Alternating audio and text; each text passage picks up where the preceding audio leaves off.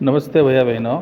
आज हम कक्षा तृतीया विषय हिंदी पाठ 15 अटल ध्रुव का अगला भाग पढ़ेंगे। इससे पहले हमने पढ़ा कि राजा उत्तानपाद की दो रानियां थी, सुनीति और सुरुचि। दोनों के एक एक पुत्र था और एक दिन राजा का कार्यक्रम हो रहा था महल में, तो उनका जो पुत्र था छोटी रानी का उत्तम, वो गोद में बैठा था। उसको देखकर जो बड़ी रानी थी उसका बेटा ध्रुव भी उनकी गोद में बैठना चाहता था, और जो वो जाकर बैठा तो छोटी रानी ने उसको वहाँ से हटा दिया और कहा, तुझे मेरे पुत्र बनकर आना पड़ेगा और अपने पिता का प्रेम पाने के लिए तुझे दूसरा जन्म लेना पड़ेगा। जाओ तुम जंगल में जाकर के भजन करो। यहाँ तक हमने पढ़ लिया था। अब हम आगे पढ़ेंगे। बड़ी सभा में ध्रुव को ये अपमान सहन नहीं हुआ। वह चुपचाप वहाँ से बाहर आया, दौड़ता हुआ माँ के पास गया और उसकी गोद में मुंह छिपाकर रोने लगा। भैया बहनों, उस सभा में ध्रुव का अपमान हुआ और ध्रुव दौड़ा हुआ अपनी माँ के पास आकर रोने लगा।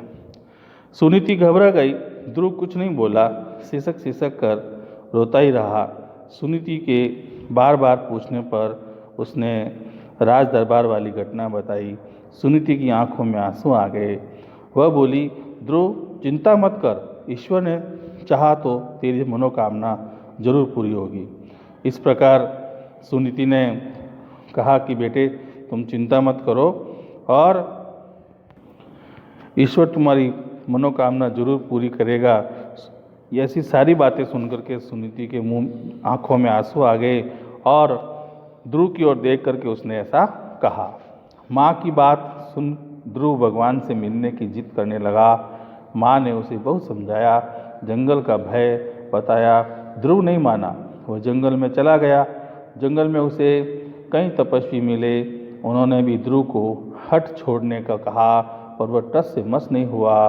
उसके दृढ़ निश्चय को देखकर एक तपस्वी ने उसे जप करने के लिए एक मंत्र दिया। ध्रुव यमुना के किनारे बैठकर मंत्र जाप करने लगा। भैया बहनों, जब छोटी रानी ने कह दिया कि जाओ तुम तो जंगल में जाकर के भगवान का भजन करो, तो ध्रुव आया, अपनी माँ को बोला। ये सारी बात सुन करके अब ध्रुव को लगा कि मुझे तो भगवान से ही मिलना है, और वो जंगल में चला गया। मगर उसकी माँ ने कहा कि जंगल में बहुत डर है, भय है, बड़े बड़े जानवर रहते हैं। मगर उसने कहा कि नहीं, मैं जंगल में जाऊंगा। तो वो जंगल में चला गया और उसे कई तपस्वी मिले, और उन तपस्वियों ने उनको समझाने का प्रयास किया, कोशिश की, मगर वो टस से मस नहीं हुआ और निश्चय कर लिया था कि मैं भगवान से ही मिलूंगा। तब वहाँ उनको ध्रुव को एक तपस्वी मिले। उन्होंने कहा कि ये तुम मंत्र जाप करो। तो ध्रुव यमुना के किनारे बैठकर वो मंत्र जाप करने लगा। दिन बीतते गए। पहले वह कंदमूल खाकर रहने लगा, बाद में केवल पानी पीकर, तथा अंत में निराहार रहकर भजन करने लगा। उसने एक पैर पर खड़े होकर जप किया। जप करते 6 महीने बीत गए।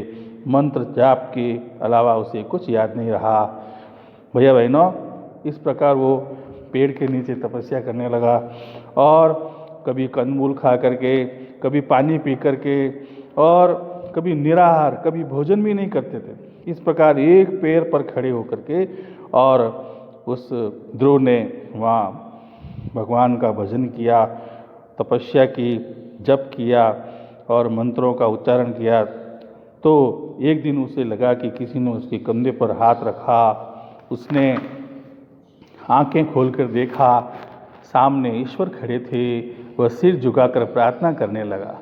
एक दिन उसने देखा कि उसके कंधे पे किसी ने हाथ रखा हुआ है। भैया बहनों, हैं, तो उसने जो ही आंखें खोली तो देखा कि सामने भगवान खड़े हैं। किसके सामने भगवान खड़े हैं? ध्रुव के सामने। बहुत अच्छा। और वह सिर झुकाकर प्रार्थना करने लगा। ईश्वर ने उसकी भक्ति से प्रसन्न हो वरदान दिया, तुम्हारी मनोकामना पूरी हो। और उसने भगवान से प्रार्थना की सिर झुका करके, तो भगवान ने भी कहा कि तेरी मनोकामना पूरी हो।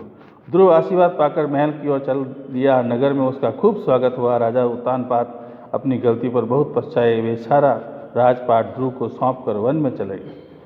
फिर ध्रुव वापस अपने राजमहल में आया तो गांव के लोगों ने, नगर के लोगों ने खूब उसका स्वागत किया और राजा उत्तानपाद को भी अपनी गलती का एहसास हो गया कि मुझे बड़ी रानी को ज़्यादा ध्यान देना चाहिए, मेरे बेटे को भी बराबर का ध्यान देना चाहिए। इस प्रकार उनको पछतावा हुआ और उन्होंने सारा राजकाट, जो भी राजपाट था, वो ध्रुव को सौंप दिया। ध्रुव राजा बन गया, रानी सुनीति राजमाता बन गई। अपने दृढ़ निश्चय और अटल भक्ति के कारण ध्रुव आज भी आदर के साथ याद किया जाता है। भैया बहनों, उसने दृढ़ निश्चय कर दिया था कि मैं भगवान से मिलूंगा। इतनी कठोर तपस्या की थी एक पैर पे खड़े होकर, और अंत में भगवान उसे मिल गए।